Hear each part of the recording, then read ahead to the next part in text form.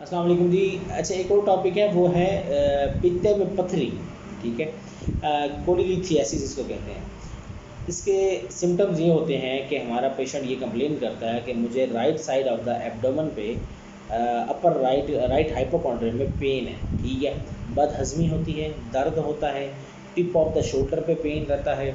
इसके अलावा मैदा ख़राब रहता है। इसके अलावा बाउल हैबिट्स अच्छी नहीं रहती, लाइट सा पेन खड़ा रहता है, बाज़ औक़ात उल्टी भी आ जाती है।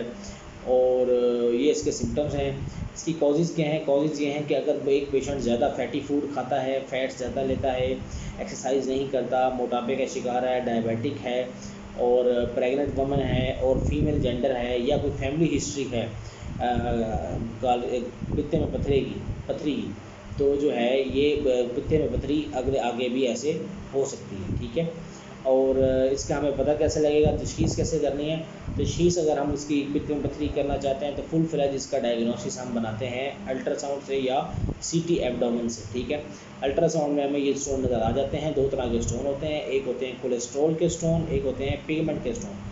अगर हम लिपिड प्रोफाइल कराएं तो पेशेंट के सीरम के अंदर, ब्लड के अंदर कोलेस्ट्रॉल की मिकदार ज़्यादा होती है। ठीक है, तो हम ऐसे पेशेंट्स को एडवाइस करते हैं कि आप कोलेस्ट्रॉल अपना कम करें, 45 मिनट की रोज़ाना वॉक करें, पानी का इस्तेमाल ज़्यादा करें, फ्राइड तली हुई चीज़ें और फास्ट फूड बिल्कुल बंद कर दें। ठीक है, और जब तक इसका पेन नहीं होता, अगर ऐसा पेशेंट जिसको डायग्नोज हो गया है सडनली कि अल्ट्रासाउंड पे उसके पित्ते में पथरी है, लेकिन उसका दर्द नहीं है, तो उसको कुछ भी करने की ज़रूरत नहीं है सिवाय ग़िज़ाई एहतियात के और सिवाय वॉक करने के।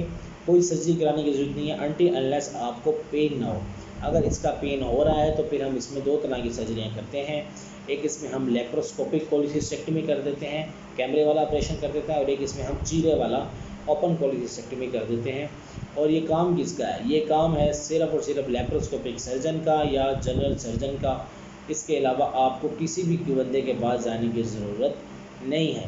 मैंने देखा कि हमारे देहातों में अक्सर जो है वो डिस्पेंसर एमओ की डिग्री इस्तेमाल करके ये पित्ते के ऑपरेशन कर रहे हैं। तो उसमें ये होता है कि हो तो जाता है, लेकिन उसमें कॉम्प्लिकेशंस बहुत ज़्यादा हैं कि अगर सही से ऑपरेशन ना हो तो एक तो कोई इंजरी हो सकती है ऑपरेशन के दौरान, जो है ब्लीडिंग हो सकती है, मेजर ब्लेडर खुल सकता है, या फिर अगर स्टोन कोई रह जाए तो फिर अक्यूट कोलिसिस्टाइटिस इन्फेक्शन हो सकता है, ब्लैडर का गॉल ब्लैडर का कैंसर भी हो सकता है, जॉन्डिस हो सकता है, रंग पीला हो सकता है पेशेंट का।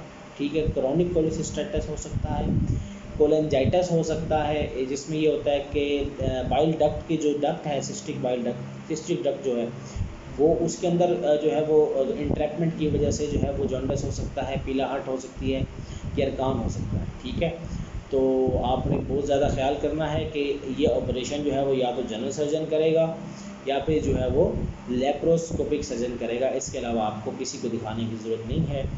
ग़िज़ा से, मेडिसिन से इसकी पथरी कभी भी रिजॉल्व नहीं होती। जो मैंने थंबनेल लगाया है उसमें देखिएगा कि इस तरह की पथरियाँ होती हैं और ये ग़िज़ा से नहीं रिजॉल्व होती। आपको अल्टीमेटली जो है वो सर्जरी की तरफ जाना पड़ता है। एहतियात मैंने आपको बता दी है, ये करें। इसके अलावा अगर आप जो है कोई भी सवाल पूछना चाहते हैं तो मुझे आप कमेंट सेक्शन पे ज़रूर बताएं। Thank you so much.